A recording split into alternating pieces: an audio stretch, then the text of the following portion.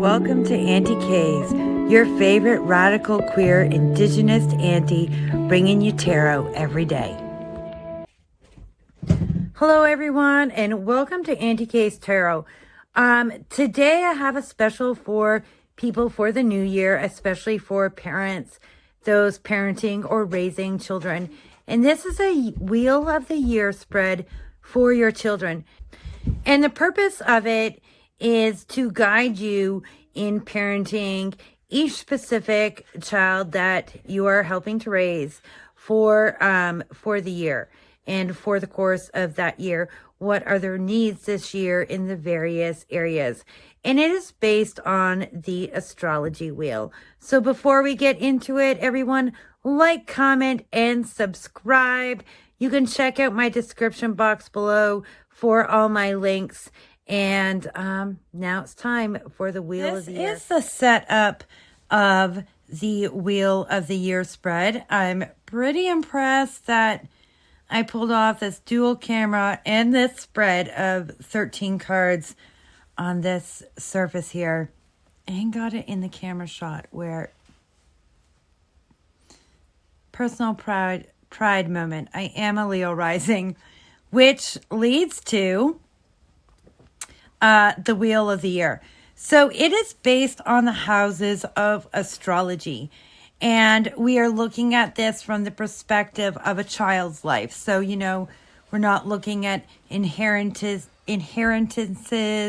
or business contracts or stuff like that. But we are looking at this from a children's perspective.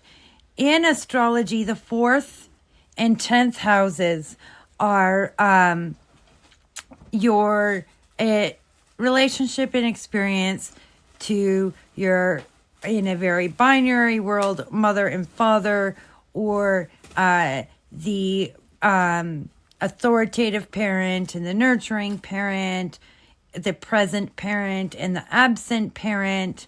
And so there's different ways that you can read this. When I am doing this for the purpose of parenting, if it is an absent parent, I'm generally not reading this in that way. I might use it to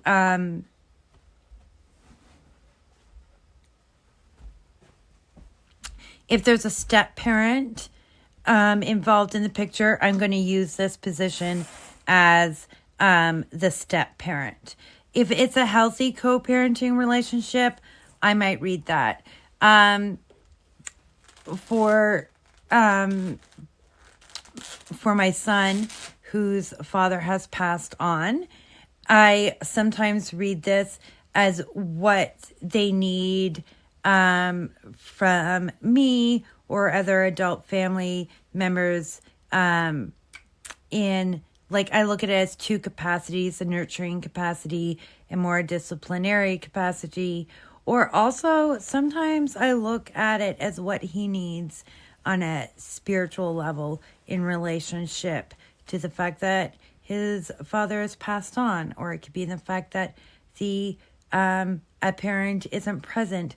What do they need from me to help them deal with that? So, you know, because I'm not going to advise that you read this as the parent that you're not parenting with and not getting along with, and you should tell them how to parent your child. I'm not going to advise that in any capacity. All right. If there are like severe custody issues, I will look at like what needs to be looked at there. It depends. But for my own knowledge, not for getting in a fight with the other parent. That's rarely useful. So these are different ways that we can look at the 4th or the 10th house, 4th and 10th house, depending on the child's reality. So the card in the middle. For the children's spread, what I do is this is going to determine the rising and give some additional flavor to the spread. And the 9 of Pentacles is represented by Virgo. So this is Virgo rising with a Page of Swords over here. And I also, at the end of it, I come up using this card with a sentence that sums up that year, or can be a personal mantra for the child, however it works out.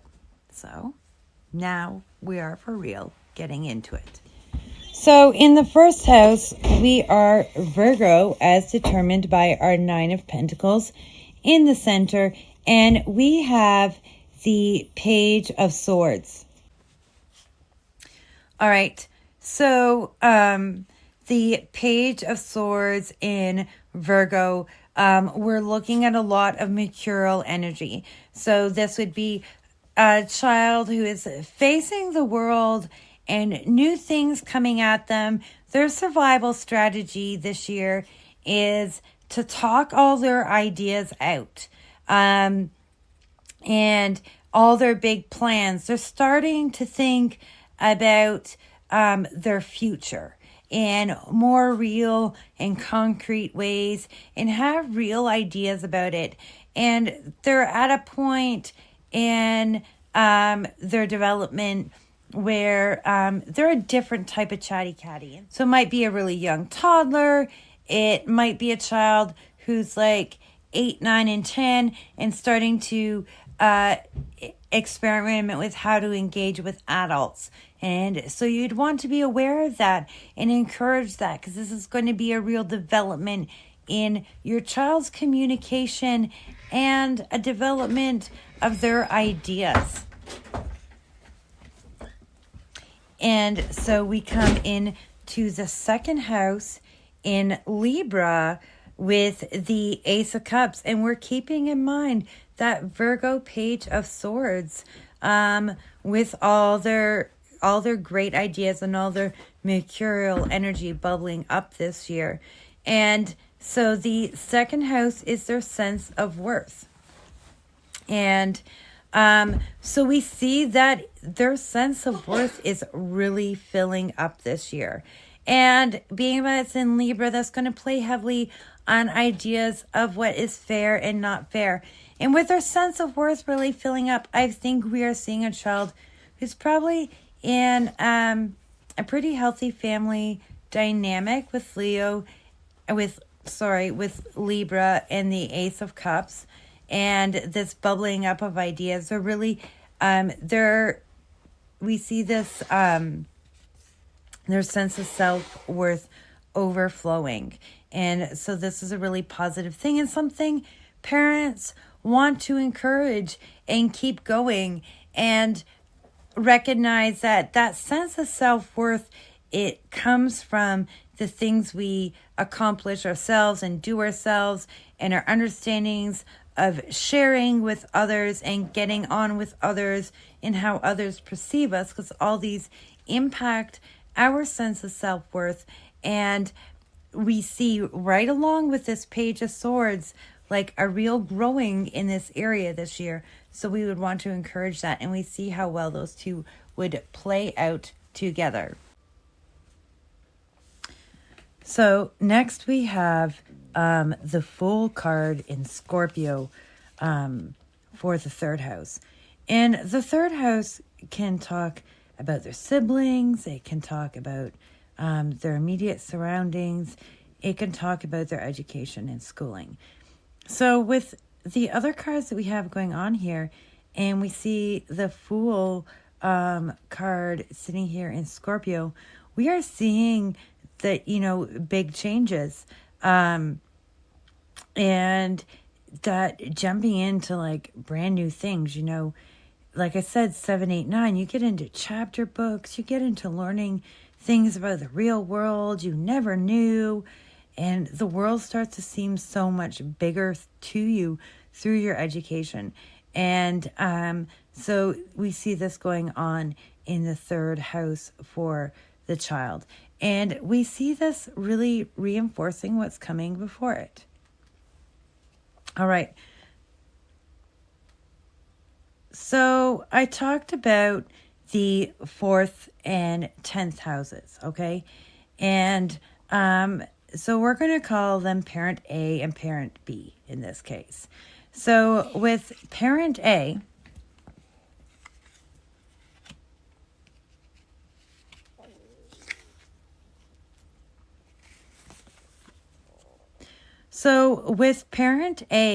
we have Temperance and Sagittarius. And so, Temperance is ruled by Sagittarius, so this is quite appropriate. And so we see parent A being the person who at this point is going to be leading your child and figuring out a more mature way through their emotions. Dealing with those ups and downs, dealing with when the great ideas and the new things you've learned and the struggles in it. Dealing with the struggles with it in a balanced way, helping the child mature in their emotions and be able to find that balance and that flow in,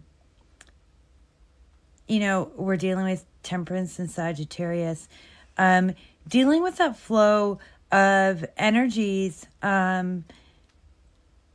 between knowledge and emotions, between knowledge and spirit, and finding that balance between the two.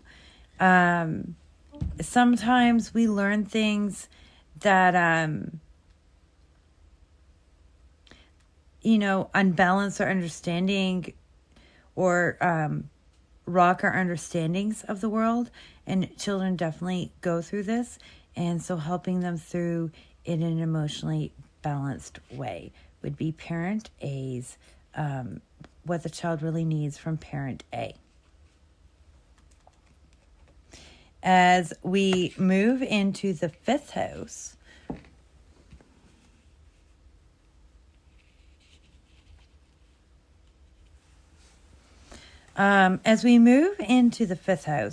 we can look at the child's growth in their development. The 5th house rules childhood.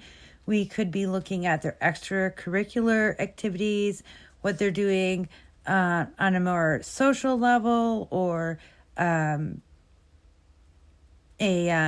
physical level, stuff like this. And so we see the 3 of Cups in Capricorn here. And so again, 7, 8, 9, we see a growth in responsibility towards their friends. Their friends are becoming really important at this stage in your child's development. And that's important to understand and to know as a parent and to make sure that that is being fulfilled for the child. It's sometimes we don't remember how important our children's friends are to them, but they're as important to them as ours are to ourselves. And so really making sure there's new ways that that your child is able to see their friends. Maybe there's more play dates. Maybe they're going to start sleepovers at this point. Maybe when they come to play, it's going to be less structured than it used to be and more time to just hang out. All right. In the 6th house, which in this case we're going to see ruled by Aquarius, its traditional ruler is Capricorn. And no, it's not. Its traditional ruler is Virgo. And we have the King of Pentacles.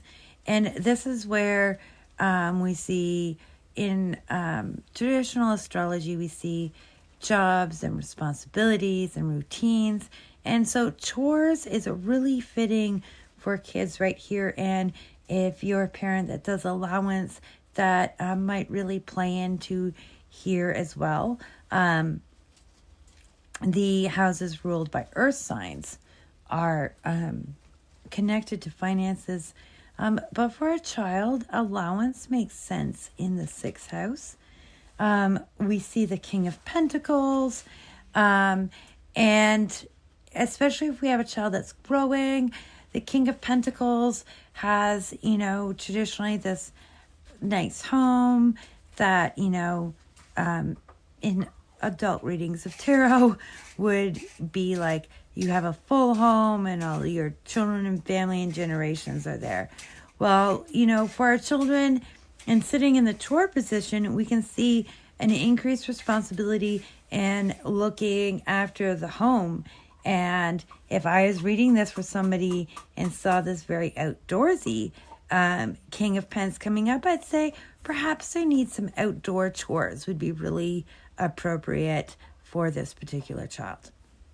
All right, so how is the child doing in their personal relationships? The 7th house, Pisces, and we have the 10 of Wands.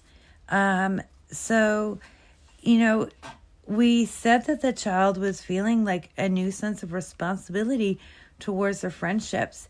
And with this coming into their relationships and the 10 of Wands, looking at these cards and these cards, we would want to talk to our child about not being a people pleaser, not taking on burdens that aren't their own in order to please their friends.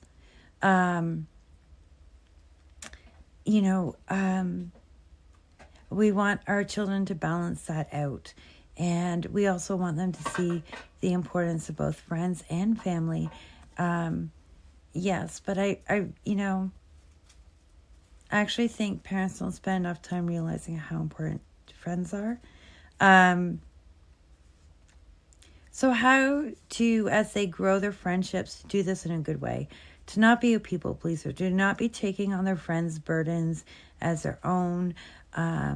One, because we know this can lead to unhealthy behaviors later on in life. But also we want our children to have healthy friendships and to know what responsibilities are their own and what responsibilities are someone else's. If they have friends that possibly have difficult home lives, we don't want our children taking on and feeling responsible for that. And so help them figure out good ways to deal with that. All right. The 8th house in the spread is going to be ruled by Aries, and we have the Queen of Wands. And this is what your child needs from other people. So we see a need for, between Aries and the Queen of Wands, we see a need for your child to learn about leadership from other people and to learn to let others lead. Learning to let others lead is actually what makes for a really good leader, because then you learn how to do this. And with everything else going on in this child's life, especially this area over here, remember we have lots of great new ideas and everything else going on. Learning that they can learn how to do these things and from others and let others lead them through them, so that they, with the idea and understanding that this is something they can go on to do themselves. The Empress is sitting up in the 9th house. And so the 9th house can be long distance travels, but in higher education. And so when reading this for children, and if I have seen schooling over here, I might also see schooling here, but I tend to look at this as what is a child's big lesson this year? What's something they really need to learn this year? And so we have the Empress. The child needs to learn about nurturing this year. So we see the Ace of Cups. We saw Temperance over here. Their importance of their friends. The importance of, not taking on other people's burdens, which an Empress can do in really unhealthy ways. So to learn healthy nurturing. So again, this fits that 7, 8, 9 age group where children start to as much as they still need nurturing from parents, we always do, they start to understand how they can nurture too in healthy ways. 10, what do they need? So in card 10, what do they need from parent B?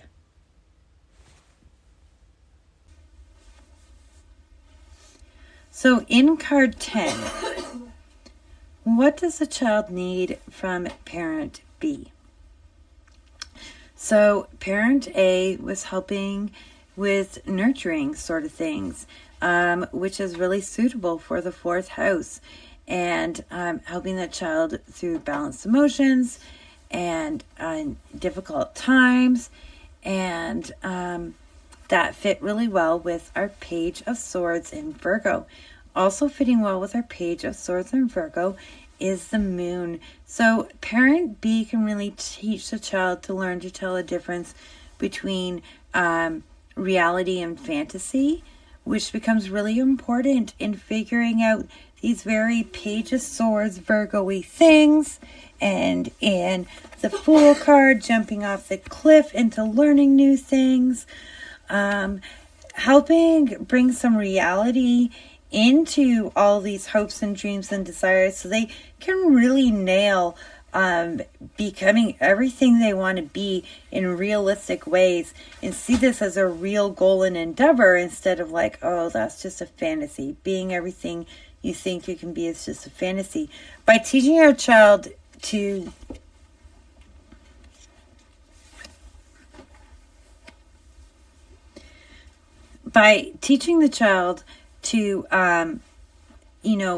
figure out that difference between reality and fantasy and the places in between, parent B is really going to be able to help develop that.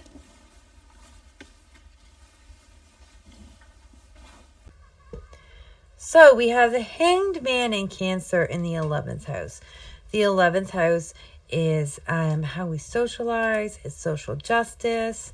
And so we can look at our children's understanding of right and wrong in the world, how our child socializes, these sense of things right here. And with the Hanged Man in reverse in Cancer, I would say that this is a child, and at this point, their sense of right and wrong in the world is turning. They're starting to get a new perspective.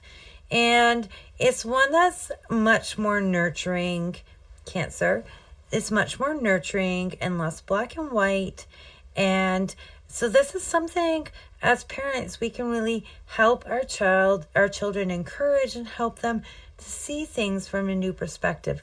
We can see that they're really ready to see things outside of how they're necessarily presented in society, and show them new ways of looking at things in a more just way, and possibly help them ponder what they can do about that and how they can contribute.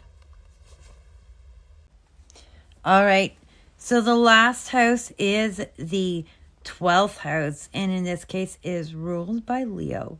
And this is the house that in the spread for children, we look at their fears. It's important to understand our children's fears. And there's so many things we can look at in the 12th house. There's spirituality, other things. But I think understanding our child's fears is really important in helping give them more security in their life.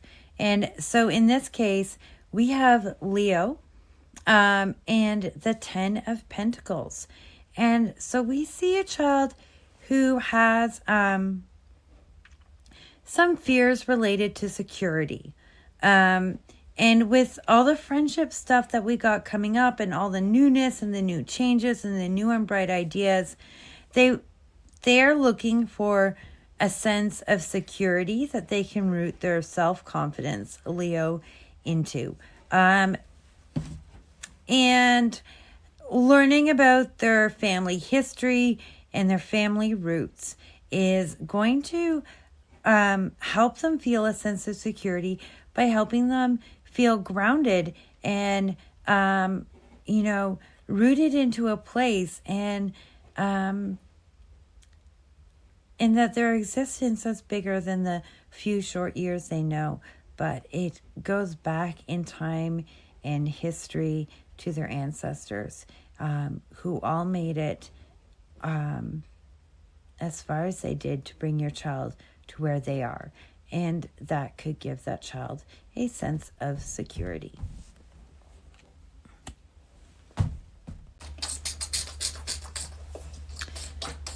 So our final card here is back to the shadow card in the center, which determined our rising sign to be Virgo. And we are going to get from this our wrap up, our mantra for the child for the year. And with this being 9 of Pentacles, I'm going to say this is, I am worthy. I am good enough. And I totally stole that from Moonology, but it's so on point with this reading. Okay, so that is my wheel of the year for children, that I use as a parent for my own children and to guide my parenting, and to individualize my parenting for the year for each of my children. I also do an adult version of this, and I hope that by watching this shorter children's version, you can get an idea of it. You can look at the houses in astrology to get a better sense of them in a more adult understanding. You can add more cards in this. I've read this spread in so many different ways. I've read it with an oracle card, an astrology-based card, plus a tarot card. I've read it with an oracle or astrology card, which gave me not just like the rising and then around, but it changed the zodiac sign for each house individually. I've done that plus 3 cards per house to, make it like a full 3-card reading per house, which becomes like 12 small readings all put together. And I encourage folks to do this. Use this for your wheel of the year, in an adult sense for yourself, for your children.